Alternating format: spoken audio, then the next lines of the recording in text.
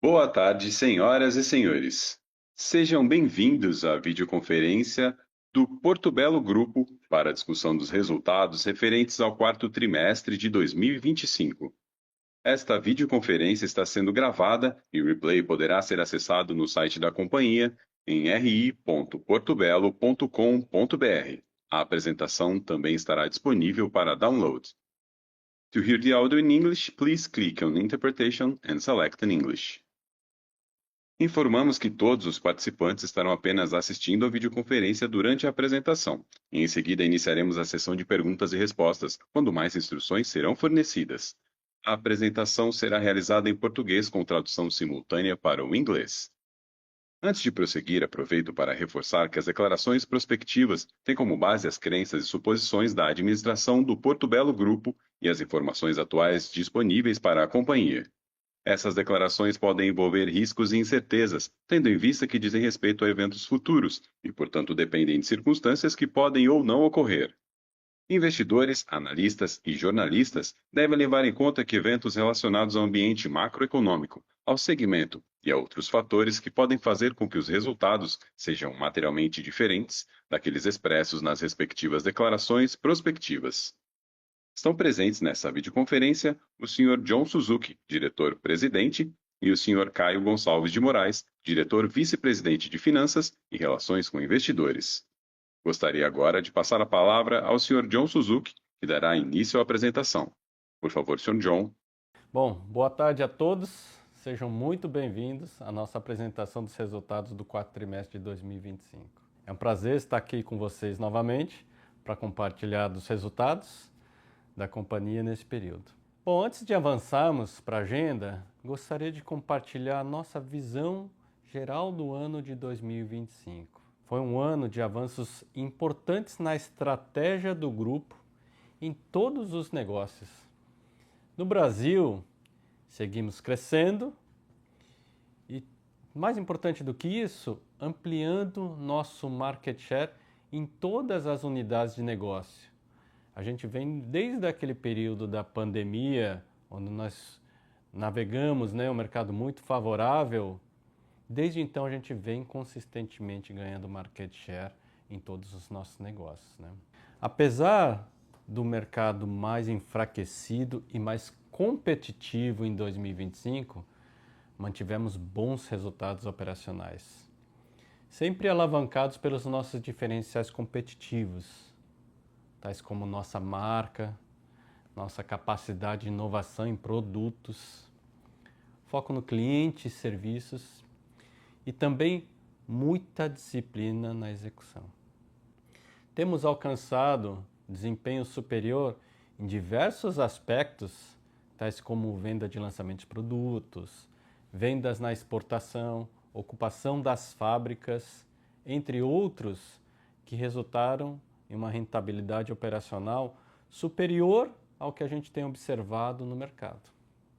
Lá nos Estados Unidos, um ambiente de frequentes mudanças no cenário de tarifas, impactou negativamente esse processo que a gente vem desde 2023, nesse processo de ramp-up das nossas vendas em nossa fábrica da Porto Belo América.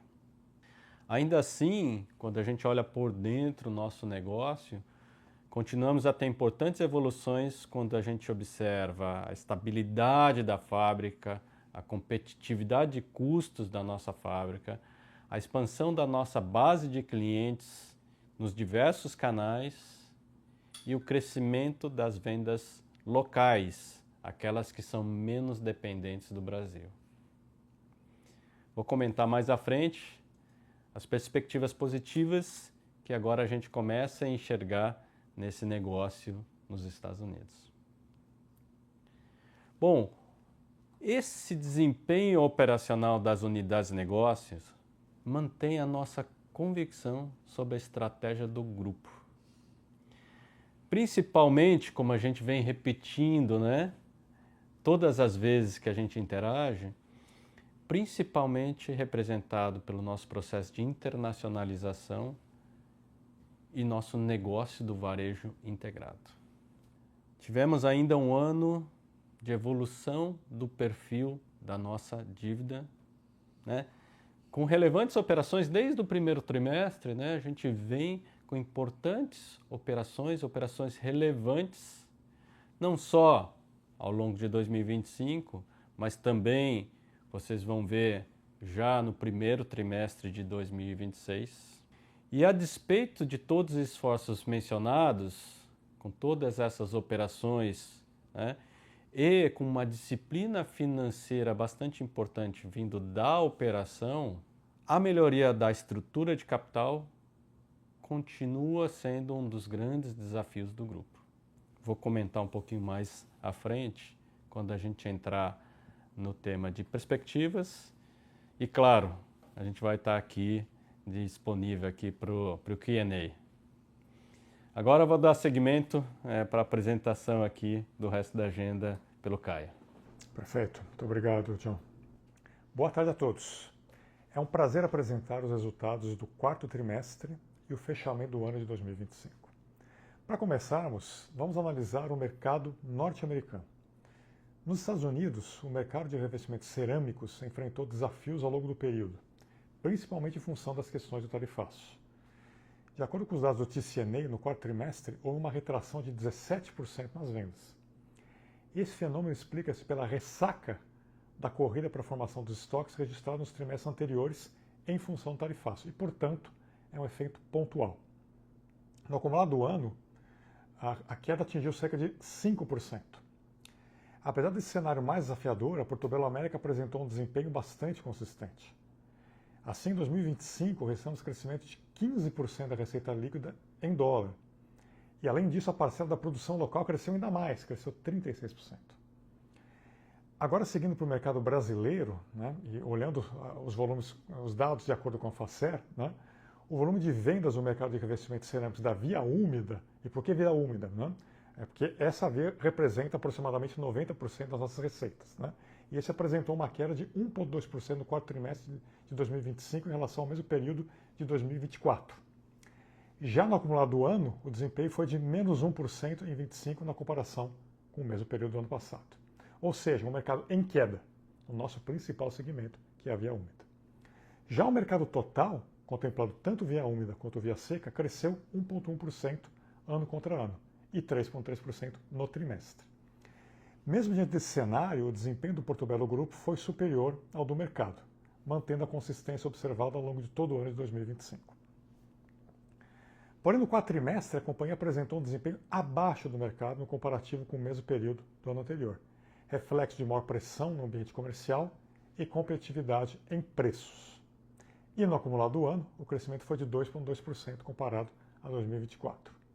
Essa performance resultou em ganho de market share, conforme se vê no gráfico do slide em questão, onde nota-se um ganho de aproximadamente 20% em volume em relação ao mercado. Excluindo as paradas programadas, a companhia manteve plena ocupação fabril ao longo do ano, complementando suas vendas com outsourcing, que representou cerca de 7%, enquanto o mercado apresentou uma ocupação muito menor, em torno de 71%.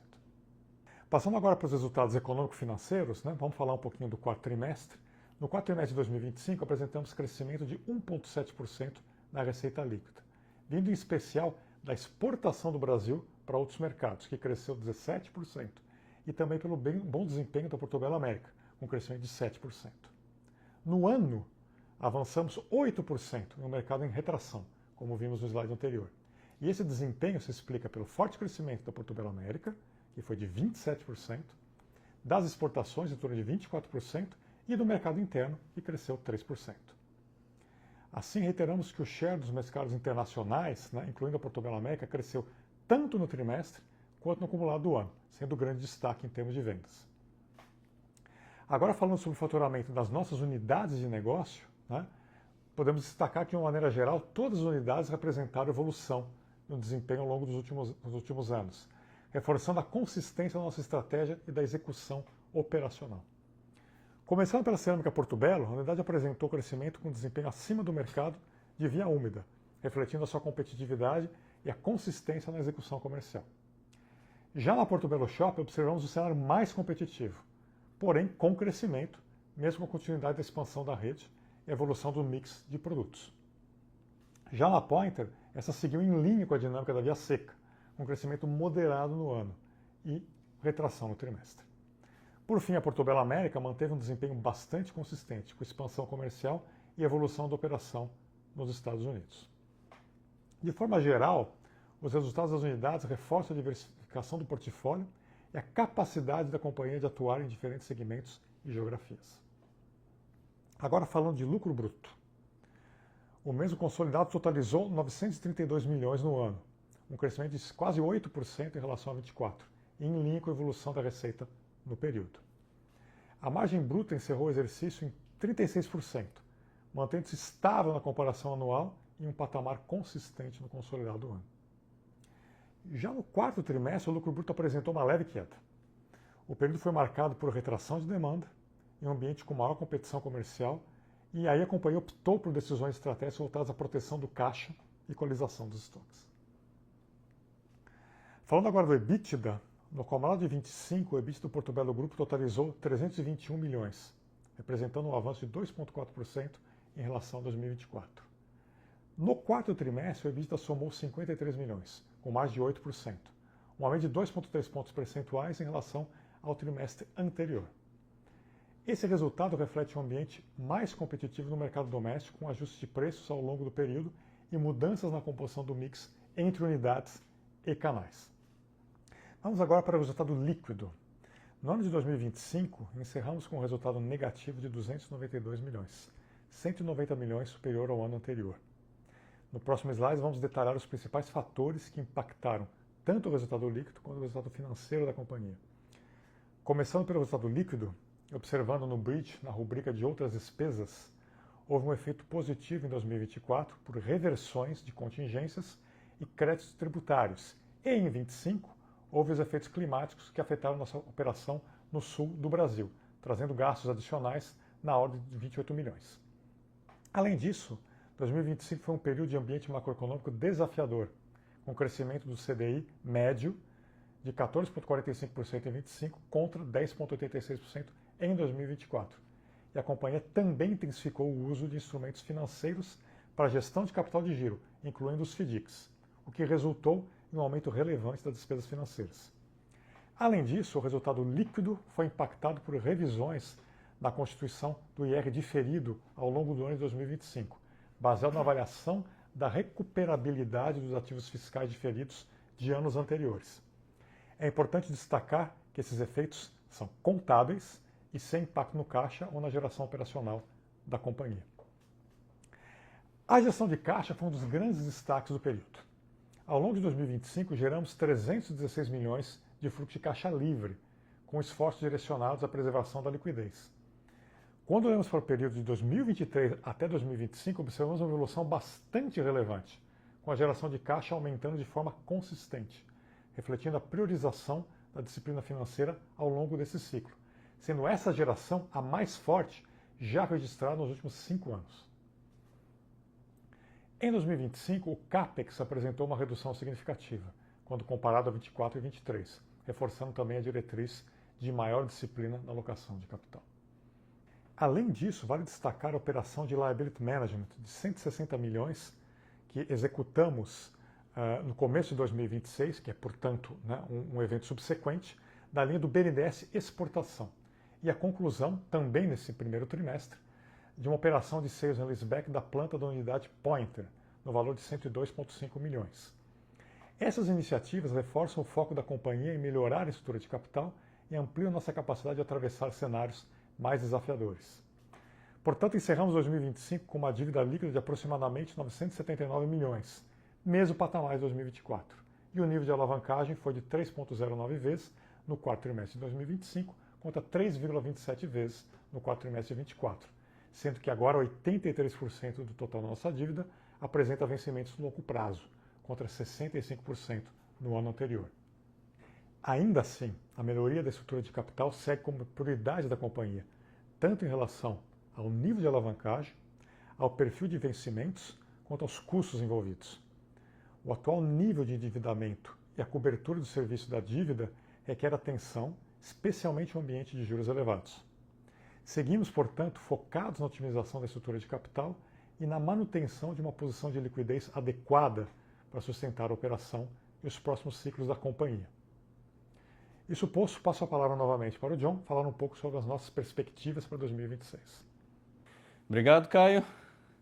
Bom, pessoal, como o Caio comentou, 2025, seguimos avançando em todos os nossos negócios, crescendo acima do mercado, ganhando market share e mantendo bons níveis de rentabilidade. Falando um pouquinho sobre nossas perspectivas para o ano de 2026. Temos, como sempre, grandes desafios. Nossos negócios no Brasil seguirão apresentando resultados operacionais consistentes e em linha com o mercado que a nossa expectativa é que continue sendo um mercado de menor crescimento em função do contexto macroeconômico que a gente continua vivendo. A evolução operacional e comercial que nós comentamos aqui do nosso negócio nos Estados Unidos, além dos desdobramentos do cenário político-econômico global, vem confirmando nossa convicção na estratégia de internacionalização. O atual cenário tarifário dos Estados Unidos favorece tanto nossa operação local como as exportações para este país. Além disso, as incertezas não só de barreiras tarifárias, mas também geradas por este cenário de guerras, beneficiam os produtores americanos locais, como é o nosso caso. Nossa expectativa é de retomar o break-even da operação que nós já tínhamos atingido no primeiro semestre de 2025 e que nós perdemos em função do tarifaço, tá? Nossa expectativa é retomar o break-even da operação nos próximos trimestres desse ano. Como bem apontado pelo Caio, tivemos importante evolução na gestão financeira da companhia em 2025, assim como encaminhamos novas e relevantes operações no primeiro trimestre de 2026.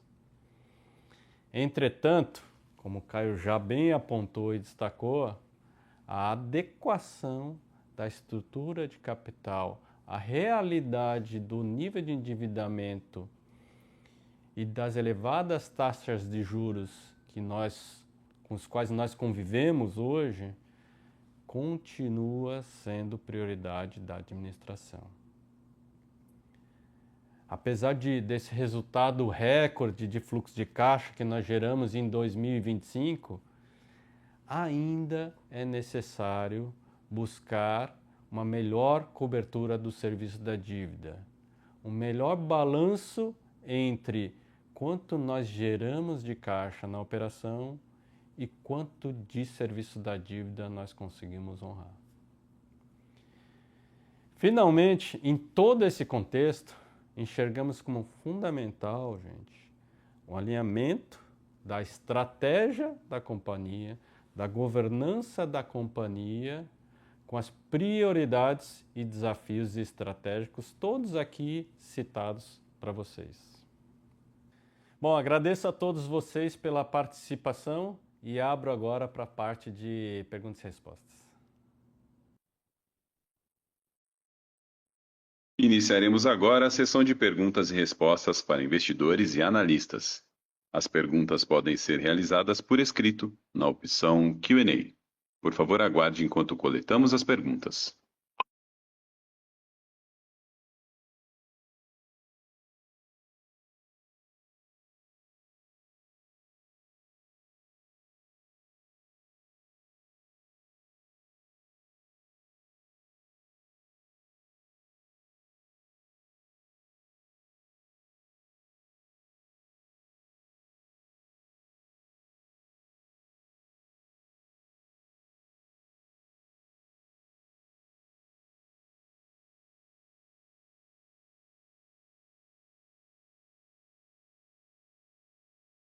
Lembrando que para fazer perguntas, basta enviá-las por escrito através do ícone Q&A. Por favor, aguarde enquanto coletamos as perguntas.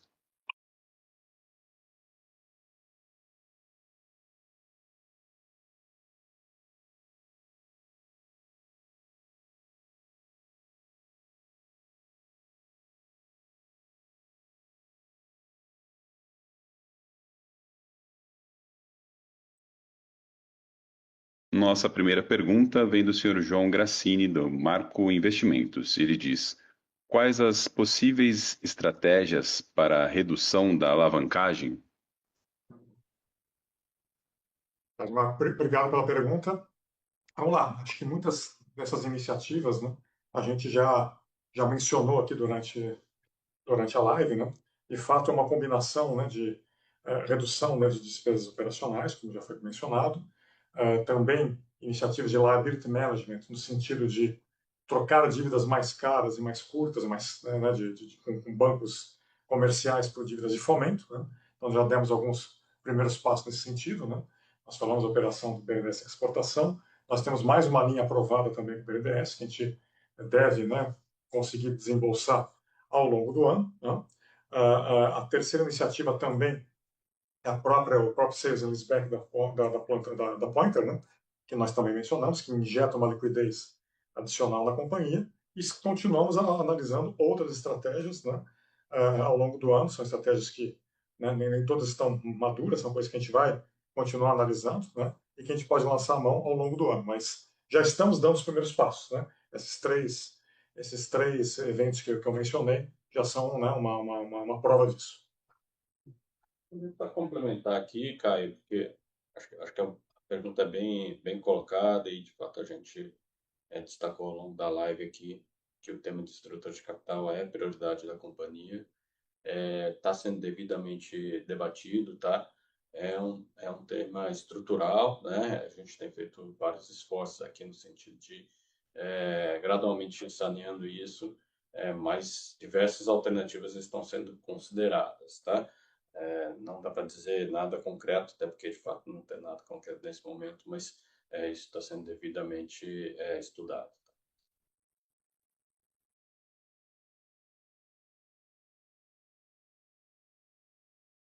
Mais uma vez, para fazer perguntas por escrito, por favor, utilize a opção de Q&A. Por favor, aguarde enquanto coletamos as perguntas.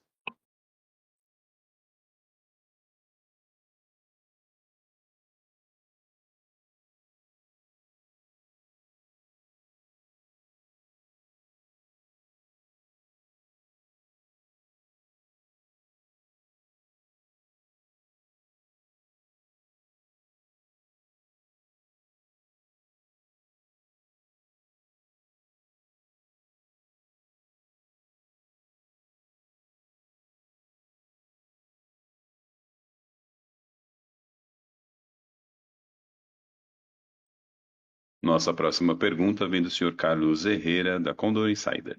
Ele diz: poderiam comentar sobre as principais tendências que viram durante o primeiro trimestre de 2026 nos diferentes segmentos, especialmente na Porto Belo Shop e América? Obrigado pela pergunta, Carlos. Deixa eu começar aqui pela Porto Belo Shop. Vocês viram aí o cenário de mercado, né? Como foi 2025, e também está um pouco em linha com o que a gente está esperando para 2026. É um mercado bastante fragilizado, né? Como um todo, praticamente estagnado aí ao longo de 2026, não deve ser diferente em 2020, em 2025, não deve ser diferente de 2026, e melhor na via seca do que na via úmida, e a gente está muito mais concentrado na via úmida, né? Via úmida, inclusive, vem em queda. Esse é o cenário que a gente tá enfrentando aqui no Brasil, e naturalmente a Porto Belo Shop a gente está num segmento premium que é sempre mais resiliente, mas não é imune a esses movimentos, né? A gente está vendo um cenário de mercado bastante competitivo, tá? O tema de pricing tem sido um tema bastante debatido. Vocês viram aí, nossa margem bruta no quarto trimestre sentiu esse cenário, e a gente foi mais agressivo na nossa estratégia comercial de pricing aqui, talvez até agressivo um pouco demais. A gente já está voltando, e a nossa expectativa, especialmente na Porto Belo Shop, é de uma recuperação de margens, tá? Mas isso também tem um trade-off que a gente não tem expectativa de grandes crescimentos de volume. Na Porto Belo Shop a gente já vem com uma performance muito boa, né? Vocês viram, a gente está com uma performance muito acima de mercado, e sempre qualquer agressividade adicional nos custa na margem, tá? Então esse é um pouco do cenário na Porto Belo Shop, não posso deixar de dizer que a gente vem num ciclo de boa performance de lançamentos, né? Isso ajuda muito nesse momento de mercado mais duro, a gente potencializar nossos diferenciais competitivos é bastante importante. A gente continua avançando na estratégia do varejo, tá? Recentemente, inclusive, inaugurando uma nova loja, flagship store lá na Gabriel Monteiro da Silva, tá? Com relação a Porto Belo América, tem sido um cenário bastante volátil, né? Vocês viram ao longo de 2025 nós tivemos naquele primeiro momento tarifaço uma entrada de 10%, né, de tarifas adicionais para o Brasil. O Brasil saiu em vantagem naquele momento. Aquilo gerou uma corrida para a formação de estoques nos Estados Unidos, que não se refletiu no Brasil, porque a nossa tarifa era mais baixa. E no segundo momento, ali no final, em agosto de 2025, nossa tarifa acabou vindo no topo, né, dos níveis aí que foram impostos aos países, né. Então, esses movimentos nos deixaram bastante fragilizados no pedaço que é suprido pelo Brasil, que era praticamente metade do nosso negócio nos Estados Unidos, tá? Tudo isso, e a gente comentou anteriormente, né, tudo isso traz um cenário mais positivo para 2026, mas ainda no médio prazo, né? Porque todo esse cenário de barreiras tarifárias e de incertezas, né? As guerras trazem novas incertezas, né? O cenário político-econômico no mundo, né, tá muito mais incerto. E ele privilegia a operação local. Então, a gente já está sentindo isso, desde o ano passado a gente vem sentindo isso, tá? Nossas vendas locais estão crescendo significativamente, né? E nos canais mais rentáveis, que isso é bem importante. Então, isso deve vir com uma venda mais saudável, de melhor qualidade, assim como a gente deve gradualmente recuperar nossas exportações partindo aqui do Brasil, tá? Então, nossa expectativa é positiva, como a gente já comentou também, a gente está esperando atingir o break-even da operação lá nos Estados Unidos nos próximos trimestres.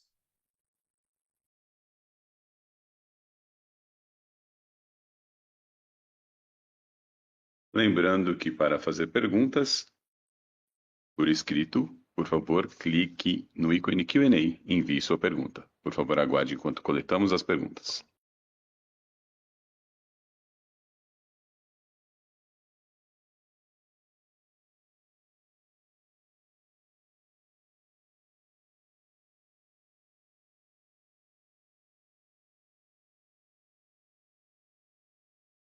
Mais uma vez, as perguntas podem ser realizadas por escrito na opção de Q&A. Por favor, aguarde enquanto coletamos as perguntas.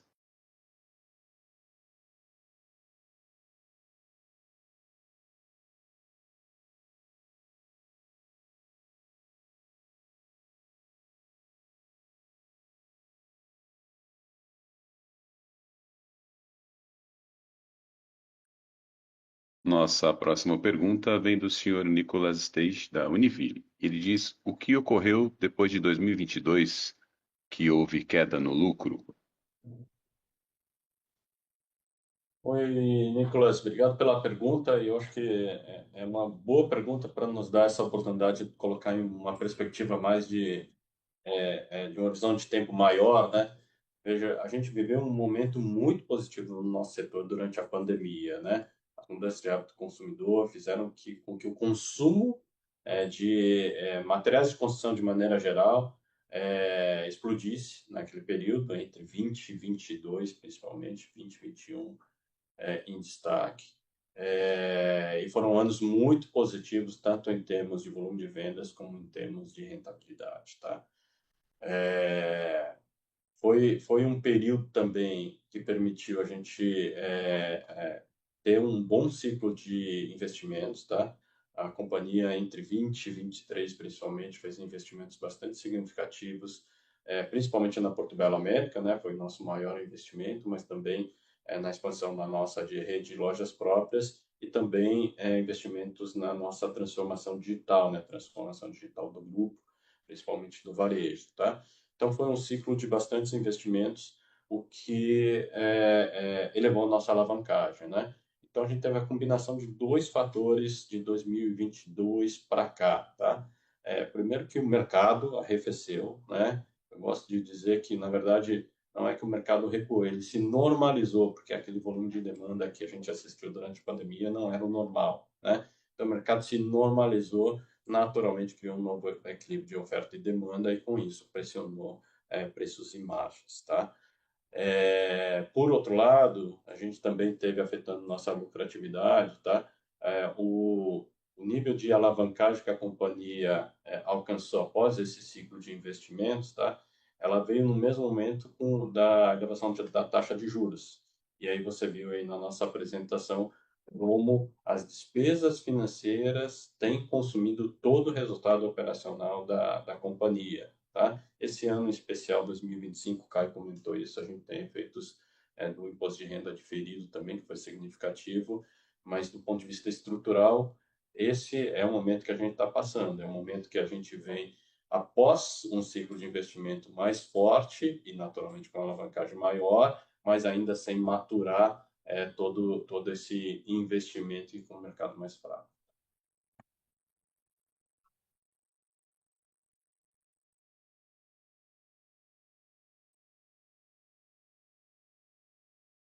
Nossa próxima pergunta vem do senhor Tiago Nascimento, e ele diz: países exportadores de porcelanato para os Estados Unidos têm demonstrado problemas na oferta ou preço de gás. Já é percebido algo sobre isso? Espera um aumento de demanda e repasses de preços? Já foi retomada a exportação do Brasil aos Estados Unidos com o fim da tarifa adicional? Aqui no Brasil, espera um aumento no preço de gás a partir de quando? Obrigado pelas perguntas, Tiago. São várias perguntas em uma, né? Deixa eu tentar responder aqui e o Caio me complementa aqui, se for necessário, né? O tema do preço do petróleo, consequentemente do gás, tanto do ponto de vista de preço como de oferta, é mais uma das incertezas colocadas aí no cenário, né? Ainda não se sente significativamente uma questão de oferta de gás, mas claramente já se coloca em uma perspectiva de aumento nos preços do gás no mundo todo, naturalmente, por se tratar de uma commodity, tá? Esse é um ponto de preocupação que a gente tem aqui no Brasil, assim como nos Estados Unidos, tá? Mas, por outro lado, isso vai impactar todos os nossos concorrentes, a indústria como um todo, né? Mas não vem num bom momento, uma vez que o mercado está enfraquecido, como eu já comentei, tá? Vale lembrar que no ano passado nós fizemos um movimento bastante importante, que nós migramos do mercado cativo de gás para o mercado livre. Isso proporcionou uma economia significativa no preço do gás, mas nem por isso a gente deixa de estar sujeito a essas oscilações do preço da commodity. Então, realmente é um ponto bem apontado aí, um ponto de atenção que a gente tem para o ano de 2026, tá? E só com relação à retomada das exportações para os Estados Unidos depois da queda do tarifaço é bastante recente, né? Então é até difícil ainda medir isso. E o efeito tende a ser gradual, tá? A reação da cadeia de materiais de construção nos Estados Unidos normalmente é bem lenta, tá? E tem que lembrar que a gente vem de um período de formação de estoques do mercado americano. Nossa visão é que já se regularizou esse nível de estoques nos Estados Unidos pós-tarifaço, mas ainda é algo a ser observado. Tá?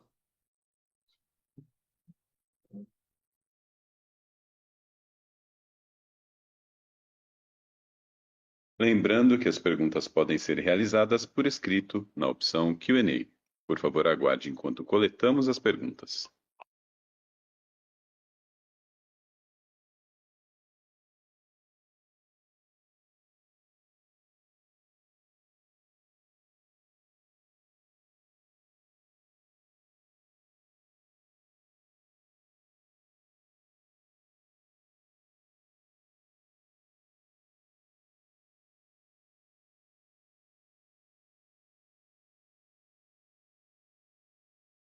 Mais uma vez, as perguntas podem ser realizadas por escrito na opção de Q&A. Por favor, aguarde enquanto coletamos as perguntas.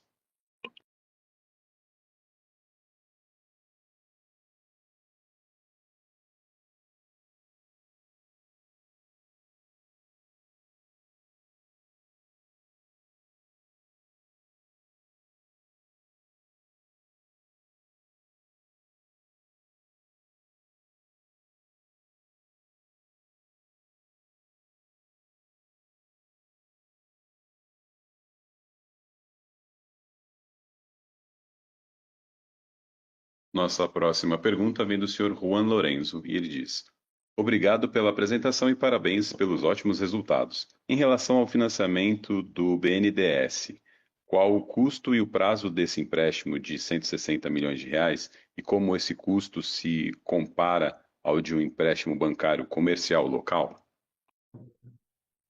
Obrigado pela pergunta.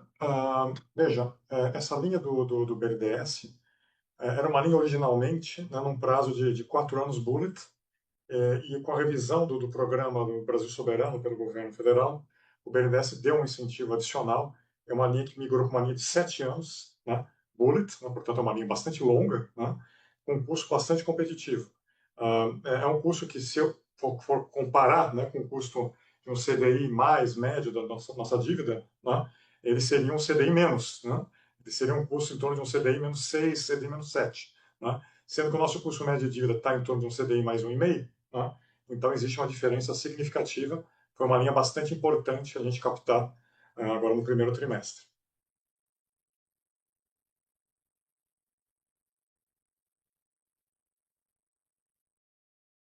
A próxima pergunta vem do Sr. Hugo Moura e ele diz: Pensam em realizar sale leaseback em outras plantas?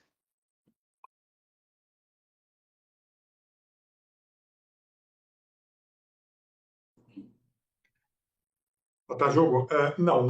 Não pensamos realizar sales-back em outras plantas da companhia.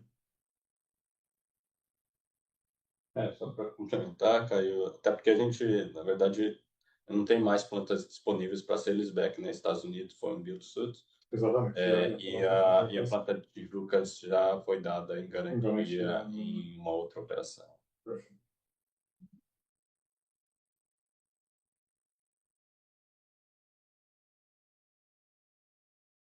Lembramos que as perguntas podem ser realizadas por escrito, na opção de Q&A. Por favor, aguarde enquanto coletamos as perguntas.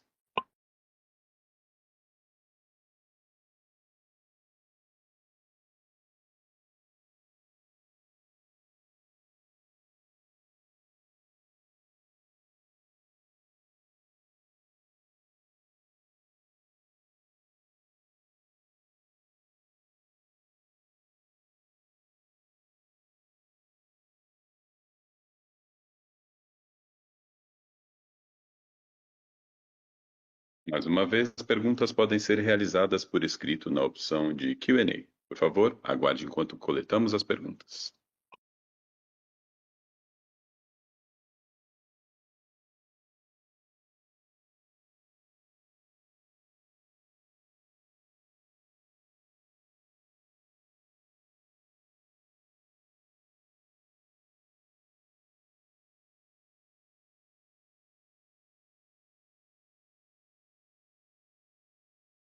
Nossa próxima pergunta vem do Sr. Marco Antônio Pereira. Ele diz: gostaria de conhecer maiores detalhes sobre a venda do ativo de Marechal Deodoro. Grato. Marco, vamos lá.